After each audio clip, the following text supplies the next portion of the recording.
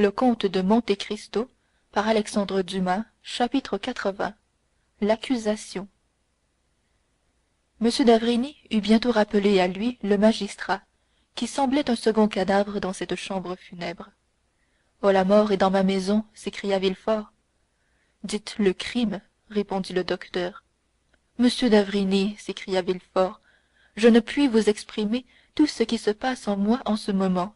C'est de l'effroi, c'est de la douleur, c'est de la folie. Oui, dit M. d'avrigny avec un calme imposant, mais je crois qu'il est temps que nous agissions. Je crois qu'il est temps que nous opposions une digue à ce torrent de mortalité. Quant à moi, je ne me sens point capable de porter plus longtemps de pareils secrets, sans l'espoir d'en faire bientôt sortir la vengeance pour la société et les victimes. Villefort jeta autour de lui un sombre regard. Dans ma maison, murmura-t-il, dans ma maison. Voyons, magistrat, dit d'avrigny, soyez homme, interprète de la loi, honorez-vous par une immolation complète. Vous me faites frémir, docteur, une immolation? J'ai dit le mot. Vous soupçonnez donc quelqu'un? Je ne soupçonne personne. La mort frappe à votre porte, elle entre, elle va, non pas aveugle, mais intelligente qu'elle est, de chambre en chambre. Eh bien moi, je suis sa trace, je reconnais son passage, j'adopte la sagesse des anciens. Je tâtonne, car mon amitié pour votre famille, car mon respect pour vous, sont deux bandeaux appliqués sur mes yeux. Eh bien? Oh, parlez, parlez, docteur, j'ai du courage. Eh bien, monsieur, vous avez chez vous, dans le sein de votre maison, dans votre famille peut-être, un de ces affreux phénomènes comme chaque siècle en produit quelqu'un. Locuste et Agrippine, vivant en même temps, sont une exception qui prouve la fureur de la Providence à perdre l'Empire romain, souillé par tant de crimes. Bruno et Frénégonde sont les résultats du travail pénible d'une civilisation à sa genèse, dans laquelle l'homme apprenait à dominer l'esprit, fût-ce par l'envoyé des ténèbres. Eh bien, toutes ces femmes avaient été, ou étaient, encore jeunes et belles. On avait vu fleurir sur leur front, ou sur leur front fleurissait encore, cette même fleur d'innocence que l'on retrouve aussi sur le front de la coupable qui est dans votre maison.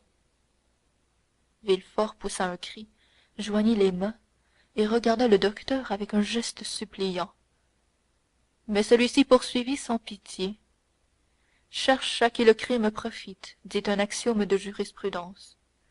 Docteur, s'écria Villefort, hélas, docteur, combien de fois la justice des hommes n'a-t-elle pas été trompée par ces funestes paroles? Je ne sais, mais il me semble que ce crime... Ah, vous avouez donc enfin que le crime existe? Oui, je le reconnais. Que voulez-vous? Il le faut bien, mais laissez-moi continuer. Il me semble, dis-je, que ce crime tombe sur moi et non sur les victimes. Je soupçonne quelque désastre pour moi sous tous ces désastres étranges. Ô homme, murmura d'avrigny, le plus égoïste de tous les animaux, la plus personnelle de toutes les créatures, qui croit toujours que la terre tourne, que le soleil brille, que la mort fauche pour lui tout seul. Fourmi maudissant Dieu du haut d'un brin d'herbe. Et ceux qui ont perdu la vie, n'ont-ils rien perdu, eux? Monsieur de Saint-Méran, madame de Saint-Méran, monsieur Noirtier. Comment monsieur Noirtier? Eh oui. Croyez-vous, par exemple, que ce soit à ce malheureux domestique qu'on en voulait? Non, non. Comme le Polonius de Shakespeare, il est mort pour un autre. C'est Noirtier qui devait boire la limonade. C'est Noirtier qui l'a bu, selon l'ordre logique des choses. L'autre ne l'a bu que par accident. Et quoique ce soit Barrois qui soit mort, c'est Noirtier qui devait mourir. Mais alors, comment mon père n'a-t-il pas succombé? Je vous l'ai déjà dit, un soir dans le jardin après la mort de madame de Saint-Méran, parce que son corps est fait à l'usage de ce poison même, parce que la dose insignifiante pour lui était mortelle pour tout autre, parce qu'enfin personne ne sait, et pas même l'assassin, que depuis un an je traite avec la brucine la paralysie de M. Noirtier, tandis que l'assassin n'ignore pas, et il s'en est assuré par expérience, que la brucine est un poison violent. Mon Dieu, murmura Villefort en se tordant les bras. Suivez la marche du criminel, il tue M. de Saint Méran. Oh, docteur, je le jurerais.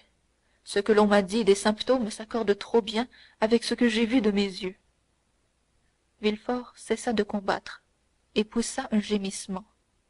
Il tue monsieur de Saint Méran, répéta le docteur. Il tue madame de Saint Méran. Double héritage à recueillir. Villefort essuya la sueur qui coulait sur son front. Écoutez bien. Hélas, balbutia Villefort, je n'en perds pas un mot, pas un seul. Monsieur Noirtier, reprit de sa voix impitoyable monsieur d'avrigny, monsieur Noirtier avait testé naguère contre vous, contre votre famille, en faveur des pauvres enfin. Monsieur Noirtier est épargné. On n'attend rien de lui. Mais il n'a pas plus tôt détruit son premier testament, il n'a pas plus tôt fait le second, que, de peur qu'il n'en fasse sans doute un troisième, on le frappe. Le testament est d'avant-hier, je crois. Vous le voyez, il n'y a pas de temps de perdu. Oh, grâce, monsieur d'avrigny! Pas de grâce, monsieur. Le médecin a une mission sacrée sur la terre. C'est pour la remplir qu'il a remonté jusqu'aux sources de la vie et descendu dans les mystérieuses ténèbres de la mort. Quand le crime a été commis et que Dieu, épouvanté sans doute, détourne son regard du criminel, c'est au médecin de dire le voilà. Grâce pour ma fille, monsieur, murmura Villefort. Vous voyez bien que c'est vous qui l'avez nommé, vous, son père. Grâce pour Valentine. Écoutez, c'est impossible. J'aimerais autant m'accuser moi-même. Valentine, un cœur de diamant, un lys d'innocence. Pas de grâce, monsieur le procureur du roi. Le crime est flagrant. Mademoiselle de Villefort a emballé elle-même les médicaments qu'on a envoyés à monsieur de Saint Méran. Et monsieur de Saint Méran est mort. Mademoiselle de Villefort a préparé les tisanes de madame de Saint Méran, et madame de Saint Méran est morte. Mademoiselle Valentine a pris des mains de Barrois, que l'on a envoyé dehors, le carafon de limonade que le vieillard vide ordinairement dans la matinée. Et le vieillard n'a échappé que par miracle. Mademoiselle de Villefort est la coupable, c'est l'empoisonneuse. Monsieur le procureur du roi, je vous dénonce mademoiselle de Villefort. Faites votre devoir. Docteur, je ne résiste plus, je ne me défends plus.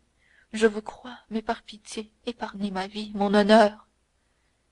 Monsieur de Villefort, reprit le docteur avec une force croissante, il est des circonstances où je franchis toutes les limites de la sotte circonspection humaine. Si votre fille avait commis seulement un premier crime, et que je la vis sans méditer un second, je vous dirais, avertissez-la, punissez-la, qu'elle passe le reste de sa vie dans quelque cloître, dans quelque couvent, à pleurer, à prier. Si elle avait commis un second crime, je vous dirais, tenez, monsieur de Villefort, voilà un poison qui n'a pas d'antidote connu, prompt comme la pensée, rapide comme l'éclair, mortel comme la foudre. Donnez-lui ce poison en recommandant son âme à Dieu, et sauvez ainsi votre honneur et vos jours, car c'est à vous qu'elle en veut. Et je la vois s'approcher de votre chevet avec ses sourires hypocrites et ses douces exhortations. Malheur à vous, monsieur de Villefort, si vous ne vous hâtez pas de frapper le premier. Voilà ce que je vous dirais, si elle n'avait tué que 2 personnes. Mais elle a vu 3 agonies, elle a contemplé 3 moribonds, s'est agenouillée près de 3 cadavres. Au bourreau, l'empoisonneuse, au bourreau! Vous parlez de votre honneur, faites ce que je vous dis, et c'est l'immortalité qui vous attend. Villefort tomba à genoux. Écoutez, dit-il, je n'ai pas cette force que vous avez, ou plutôt que vous n'auriez pas si, au lieu de ma fille Valentine, il s'agissait de votre fille Madeleine. Le docteur pâlit. Docteur, tout homme fils de la femme est né pour souffrir et mourir. Docteur, je souffrirai et j'attendrai la mort. Prenez garde, dit M. d'avrigny, elle sera lente, cette mort. Vous la verrez s'approcher après avoir frappé votre père, votre femme, votre fils peut-être. Villefort, suffocant, étreignit le bras du docteur. Écoutez-moi, s'écria-t-il, plaignez-moi, secourez-moi. Non, ma fille n'est pas coupable. Traînez-nous devant un tribunal, je dirai encore, non, ma fille n'est pas coupable. Il n'y a pas de crime dans ma maison. Je ne veux pas, entendez-vous, qu'il y ait un crime dans ma maison, car lorsque le crime entre quelque part, c'est comme la mort, il n'entre pas seul. Écoutez, Que vous importe à vous que je meure assassiné? Êtes-vous mon ami? Êtes-vous un homme? Avez-vous un cœur? Non, vous êtes médecin. Eh bien, je vous dis, non, ma fille ne sera pas traînée par moi aux mains du bourreau. Ah, voilà une idée qui me dévore, qui me pousse comme un insensé à creuser ma poitrine avec mes ongles. Et si vous vous trompiez, docteur? Si c'était un autre que ma fille? Si un jour je venais pâle comme un spectre vous dire: assassin, tu as tué ma fille. Tenez, si cela arrivait, je suis chrétien, monsieur d'avrigny, et cependant je me tuerais. C'est bien, dit le docteur, après un instant de silence. J'attendrai. Villefort le regarda comme s'il doutait encore de ses paroles. Seulement, continua M. d'avrigny d'une voix lente et solennelle, si quelque personne de votre maison tombe malade, si vous-même vous vous sentez frappé, ne m'appelez pas, car je ne viendrai plus. Je veux bien partager avec vous ce secret terrible, mais je ne veux pas que la honte et le remords aillent chez moi en fructifiant et en grandissant dans ma conscience, comme le crime et le malheur vont grandir et fructifier dans votre maison. Ainsi vous m'abandonnez, docteur? Oui, car je ne puis pas vous suivre plus loin, et je ne m'arrête qu'au pied de l'échafaud. Quelque autre révélation viendra qui amènera la fin de cette terrible tragédie. Adieu. Docteur, je vous en supplie. Toutes les horreurs qui souillent ma pensée font votre maison odieuse et fatale. Adieu, monsieur. Un mot seulement encore, docteur. Vous vous retirez en me laissant toute l'horreur de la situation, horreur que vous avez augmentée par ce que vous m'avez révélé. Mais de la mort instantanée, subite, de ce pauvre vieux serviteur, que va-t-on dire? C'est juste, dit M. d'avrigny. Reconduisez-moi. Le docteur sortit le premier. M. de Villefort le suivit. Les domestiques, inquiets, étaient dans les corridors et sur les escaliers par où devait passer le médecin. Monsieur, dit d'avrigny à Villefort, en parlant à haute voix de façon que tout le monde l'entendit, le pauvre Barrois était trop sédentaire depuis quelques années. Lui, qui aimait tant avec son maître courir à cheval ou en voiture les quatre coins de l'Europe, s'est tué à ce service monotone autour d'un fauteuil. Le sang est devenu lourd, il était replet, il avait le cou gros et court. Il a été frappé d'une apoplexie foudroyante, et l'on m'est venu avertir trop tard. À propos, ajouta-t-il tout bas, ayez bien soin de jeter cette tasse de violette dans les cendres. Et le docteur, sans toucher la main de Villefort, sans revenir un seul instant sur ce qu'il avait dit, sortit, escorté par les larmes et les lamentations de tous les gens de la maison. Le soir même, tous les domestiques de Villefort qui s'étaient réunis dans la cuisine et qui avaient longuement causé entre eux, vinrent demander à mme de Villefort la permission de se retirer. Aucune instance, aucune proposition d'augmentation de gages ne put les retenir.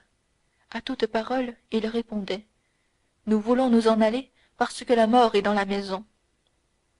Ils partirent donc, malgré les prières qu'on leur fit, témoignant que leur regret était vif de quitter de si bons maîtres, et surtout mademoiselle Valentine, si bonne, si bienfaisante et si douce. Villefort, à ces mots, regarda Valentine.